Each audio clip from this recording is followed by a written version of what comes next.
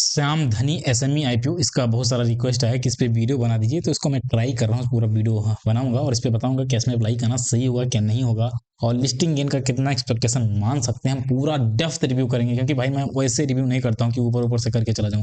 मेरा हमेशा analysis depth रहता है, तो 17 पेज का एनालिसिस है और पूरा हम डिटेल में करेंगे। ओपनिंग क्लोजिंग सारी चीजें आई होप आपको पता होंगी, बट मैं फिर से बता दे रहा हूँ। 22 को आईपीओ ओपन हो चुका है, क्लोजिंग 24 को होगा और यहाँ पे लिस्टिंग की बात करें तो लिस्टिंग आपका 30 को हो जाएगा, अलॉटमेंट 26 को आ जाएगा। तो ये सारा यहाँ पे शेड्यूल रहने वाला है। और इसके बाद हम बात कर लेते हैं आईपीओ के डिटेल के बारे में। तो आईपीओ के डिटेल की बात करें तो फेस वैल्यू 10 रुपया पर शेयर है। आईपीओ साइज की बात करें तो 38 करोड़ का आईपीओ है, ठीक ठाक है, मतलब एसएमई कैटेगरी में ठीक है, 38 करोड़ का है। प्राइस बैंड 65 से 70 का रखा गया है। इशू टाइप की बात करें तो बुक बिल इशू आईपीओ है, पूरा 100% फ्रेश है। ये इंपॉर्टेंट पॉइंट है भाई कि 100% फ्रेश आईपीओ है। टोटल इशू साइज यहाँ पे आप देख सकते हो, मतलब टोटल इशू शेयर जो है। लॉट की बात करें तो 2000 शेयर का लॉट रखा गया है भाई, एक लॉट में 2000 शेयर यहाँ पे रहेंगे। तो ये सारा कुछ यहाँ पे आप देख सकते हो। वहीं हम बात कर लेते हैं रिजर्वेशन की, तो रिटेल के लिए 33.25% का पोर्शन यहाँ पे रखा गया है और यहाँ पे और सारे पोर्शन लिखे हुए हैं, आप चाहे तो यहाँ पे पढ़ सकते हो। आइए देख लेते हैं कि रिटेल को मिनिमम कितना इन्वेस्ट करना पड़ सकता है। तो रिटेल मिनिमम और मैक्सिमम भाई 2,80,000 रुपए इन्वेस्ट कर सकते हैं। वहीं स्मॉल एचएनई बिग एचएनई सबका लिखा है यहाँ पे, आप देख सकते हो। और अमाउंट जो कैलकुलेट किया गया है, प्राइस बैंड 70 पे कैलकुलेट किया गया है, ठीक है, आप यहाँ उसको भी पढ़ सकते हो। और अब मेन रिव्यू यहाँ शुरू होता है, कंपनी करती क्या है। तो श्याम धनी इंडस्ट्री क्या है, 1995 में भाई पहले तो इनकॉर्पोरेट हुई है और ये क्या काम करती है। जयपुर बेस्ड जो मसाले होंगे, ग्रोसरी हो गई, उसका प्रोडक्ट वाली एक कंपनी है। मेनली एफएमसीजी सेक्टर में कंपनी वर्क करती है। कंपनी प्रीमियम क्वालिटी के जो मसाले हो गए उसको बनाती है, मसाले का जो बहुत सारे पाउडर आते हैं उसको बनाती है, ठीक है ये। और ग्रोसरी के बहुत सारे आइटम हैं उसको मैन्युफैक्चर करती है और ट्रेड करती है। और इसका जो पॉपुलर ब्रांड है श्याम के अंदर ही ट्रेड करती है। तो श्याम का आपने ब्रांड कहीं ना कहीं तो देखा ही होगा। इसके पास एक कंसर्निंग पॉइंट ये है कि जयपुर बेस्ड है। अब कंपनी के प्रोडक्ट कुछ हैं उसको मैं बता देता हूँ, जैसे ब्लैक साल्ट यानी काला नमक जो होता है वो बनाती है। रॉक साल्ट हो गया, राइस हो गया, पोहा हो गया, कसूरी मेथी हो गया, और ऐसे बहुत सारे यहाँ पे प्रोडक्ट आप लिखे हुए हैं, आप इसको पढ़ सकते हो और देख सकते हो। करीब टोटल 163 वेराइटी आप स्पाइसीज, मतलब करीब 163 मसाला एक कंपनी प्रोड्यूस करती है, जो कि ठीक ठाक है। तो मेनली हमको जानना था कंपनी का सेक्टर क्या है। तो कंपनी एफएमसीजी सेक्टर में वर्क करती है और मेनली मसाला वाली कंपनी, पूरा मसाला वाला कंपनी है, ये सब आप समझ सकते हो। और इसके पास कंसर्निंग पॉइंट यही है कि जयपुर बेस्ड है, कि लोकली बेस्ड है। और दूसरी चीज ये है कि अभी देखो एफएमसीजी सेक्टर में कंपनियां, बहुत सारी कंपनियां अपर प्राइस पे आईपीओ लाती हैं और शायद ये भी कहीं ना कहीं थोड़ा सा स्लाइटली प्रीमियम पे प्राइस पे आईपीओ लाई है। अभी मैं आपको उसको भी हम यहाँ पे दिखा देंगे। अब यहाँ पे फाइनेंशियल देखते हैं कि फाइनेंशियल का क्या यहाँ पे चल रहा है सब कुछ। तो आप देखो 24 से 25 में फाइनेंशियल कैसे हुआ है। रेवेन्यू ग्रोथ करीब 16% का हुआ है, इबिडा ग्रोथ 33% का, पेट ग्रोथ 28% का, पेट मार्जिन 6.45% का हुआ है। तो ये सारी चीजें देखने में सही लग रही हैं, ठीक ठाक है। मतलब फंडामेंटल यानी फाइनेंशियल की बात करें तो फाइनेंशियल ठीक ठाक है। अभी हम फंडामेंटल पे आएंगे तो फाइनेंशियल इसका ठीक ठाक देखने को लग रहा है। इंडिकेटर की बात करें तो प्रमोटर होल्डिंग देखो, आईपीओ आने के बाद 75% के अराउंड प्रमोटर होल्डिंग रहेगा, जो कि ठीक है, 70% से ऊपर तो चलो ठीक है।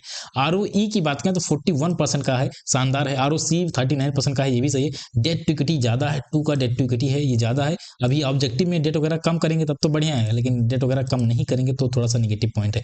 रिटर्न ऑन नेटवर्थ की बात करें, रिटर्न ऑन नेटवर्थ 34% का है, यही सही है। इबिडा मार्जिन 11% का, ये भी सही है। पेट मार्जिन 6.45% का है, 10-15% होता तो बेहतर रहता, बाकी चलो यार ठीक है। प्राइस टू बुक वैल्यू 4.4 का है। यहाँ पे ऑब्जेक्टिव, यहाँ पे देखते हैं ये लोग अपना जो है डेट वगैरह कम करने वाले कि नहीं। तो यहाँ पे डेट वगैरह के बारे में यहाँ पे जो है आप देखोगे तो ऐसा कुछ नहीं देखने मिल रहा है। बाकी कंपनी अपने ऊपर पूरा का पूरा पैसा लगाने वाली, भाई अपने ऊपर, मैंने क्योंकि 100% फ्रेश इशू है तो कंपनी अपने ऊपर कहीं ना कहीं पैसा लगाने वाली है। तो उसको कहीं ना कहीं पॉजिटिव वे में पॉजिटिव मिलेगा, इन्वेस्टर की तरफ से भी मिलेगा और बिग प्लेयर की तरफ से भी देखने को मिलेगा। कंपनी अपने ऊपर खर्चा कर रही है, यानी कंपनी कहीं ना कहीं अपने ग्रोथ पे फोकस करना चाह रही है, ग्रोथ को जो है आगे ले जाना चाहती है, कंपनी को आगे बढ़ाना चाहती है। तो फ्रेश इशू रहता है तो उसका कहीं ना कहीं बेनिफिट देखने को मिलता है। पेयर की बात करें तो 2 पेयर यहाँ पे देखने को मिल रहे हैं। आइए इन्हीं के साथ हमें कंपेरिजन करना और जानना है कि कौन यहाँ पे बेटर रैंकिंग में है, हज 1 पे कौन है, हज 2 पे कौन है। तो श्याम धनी का देखो दूसरे नंबर पे ईपीएस आ रहा है। नेट एसेट वैल्यू की बात करें तो भी वो दूसरे पे है।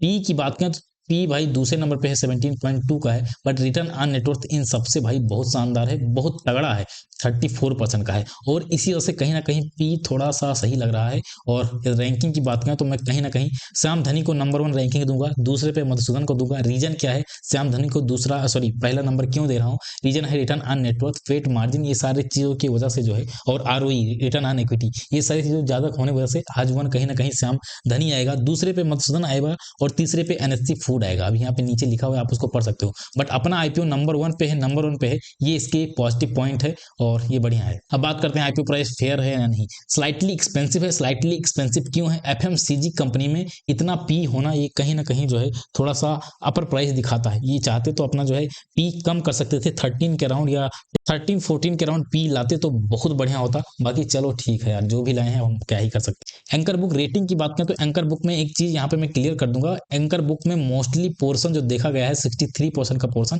वो शॉर्ट टर्म वाले यहाँ पे एंकर इन्वेस्टर देखने को मिल रहे हैं, शॉर्ट टर्म वाले। तो ये इसका कंसर्निंग पॉइंट है। हाई क्वालिटी इंस्टीट्यूशन वगैरह देखने को ज्यादा नहीं मिले हैं। जो भी यहाँ पे पोर्शन है आप यहाँ पे देख सकते हो, शॉर्ट टर्म के मोस्टली पोर्शन देखने मिला है। तो इसी वजह से इसकी एंकर बुक की रेटिंग डाउन है, 5 की रेटिंग है। फंडामेंटल की बात करें स्ट्रॉन्ग है कि गुड, तो स्ट्रॉन्ग तो भाई नहीं है, गुड है। स्ट्रॉन्ग क्यों नहीं? क्योंकि इसका एंकर बुक उतना तगड़ा नहीं है और दूसरे नंबर पे एफएमसीजी कंपनी होके जो है ये पी कहीं ना कहीं, हालांकि पी कहीं ना कहीं सही लग रहा है, आईपीओ प्राइस सही लग रहा है, बट थोड़ा सा कम हो सकता था, आईपीओ प्राइस स्लाइटली डाउन हो सकता था, बट नहीं किए हैं तो हम क्या ही कर सकते हैं। और इसी वजह से कहीं ना कहीं इसका फंडामेंटल गुड की कैटेगरी में आ रहा है। जीएमपी की बात करें तो 71% का जीएमपी चल रहा है, शानदार जीएमपी देखने को मिल रहा है भाई। और जीएमपी में कोई भी अपडेट होता है हम टेलीग्राम वगैरह डालते रहेंगे, तो उसका टेंशन मत लो। लिस्टिंग गेन की बात करें तो लिस्टिंग गेन कितना मिल सकता है? तो लिस्टिंग गेन की बात करें तो इसका फंडामेंटल भाई गुड है, एंकर बुक की कैटेगरी भी गुड है, शॉर्ट टर्म के लिए तो गुड ही है। तो गुड कैटेगरी में होने की वजह से इसकी लिस्टिंग की बात करें तो मेरा उम्मीद है कि 50% से प्लस की लिस्टिंग हो सकती है। मैं लोअर प्राइस लेके चल रहा हूँ भाई, 50% मेरा मानना है कि 50% के अराउंड ऐसे कुछ लिस्टिंग हो सकती है। बाकी लिस्टिंग आते आते बहुत सारी चीजें हो सकती है मार्केट में, बहुत सारी चीजें इसके रिलेटेड भी न्यूज वगैरह आ सकता है, तो उस सबको हम कंसिडर करेंगे। लिस्टिंग आने दीजिए, लिस्टिंग से पहले मैं वीडियो डाल दूंगा कितना लिस्टिंग गेन मिल सकता है, लिस्टिंग डे पे करना क्या है, क्या कुछ कर सकते हो, सारा पॉसिबल भी वहां पे डिस्कस हो जाएगा। बाकी ये समझो कि 50% के अराउंड लिस्टिंग वगैरह हो सकता है, क्योंकि बहुत बार मैं आईपीओ रिव्यू करता हूँ तो वहाँ पे लोग पूछते हैं कि कितना लिस्टिंग गेन हो सकता है और उसी के अकॉर्डिंग जो है अप्लाई करने के लिए सोचते हैं। ठीक है, तो अब बात करते हैं फाइनल रिव्यू, फाइनल डिसीजन क्या होना चाहिए। तो फाइनल डिसीजन की मैं बात करूं तो इसमें लिस्टिंग गेन के लिए मेरा मानना है कि लिस्टिंग गेन के लिए इस आईपीओ में लगाने के लिए सोचा जा सकता है। ये मेरा पर्सनल व्यू है, बाकी आप अपने फाइनेंशियल एडवाइजर से, जो भी आपके पास फाइनेंशियल एडवाइजर उनसे एडवाइस ले सकते हो। बाकी मेरा पर्सनल मानना है कि लिस्टिंग गेन के लिए इसमें अप्लाई हो सकता है। लॉन्ग टर्म के लिए तो अभी तो मेरा कोई व्यू नहीं बन रहा है, आने वाले दिनों में हो सकता है इसका प्राइस वगैरह डाउन हो, बहुत सारी चीजें हो, तो इसमें जो है एंट्री के लिए सोचा जा सकता है। बट अभी के अकॉर्डिंग लॉन्ग टर्म के लिए मेरा कोई व्यू नहीं बन रहा है, लिस्टिंग गेन के लिए व्यू बन रहा है। तो लिस्टिंग गेन के लिए ठीक ठाक आईपीओ हो सकता है।